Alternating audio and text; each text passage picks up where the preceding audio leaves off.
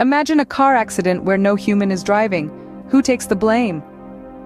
A question that sounds like a riddle, yet it's a very real and pressing question in our increasingly digital world.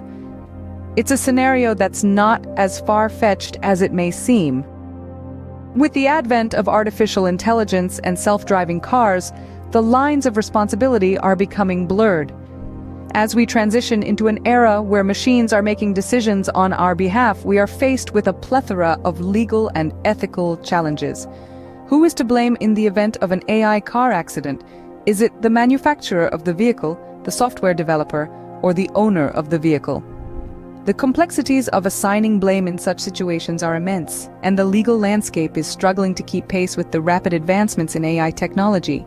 To unravel this complex issue, we delve into a real-life case study.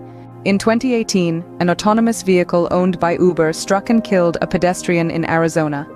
This unfortunate incident was a stark reminder of the complexities surrounding artificial intelligence and its real-world applications. The car, driven by AI, failed to identify a pedestrian crossing the street at night. The vehicle's sensors did not register the lady as an obstacle, resulting in a fatal collision.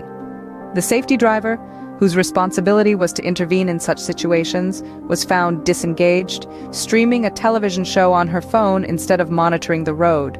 The legal aftermath of this incident was equally complex.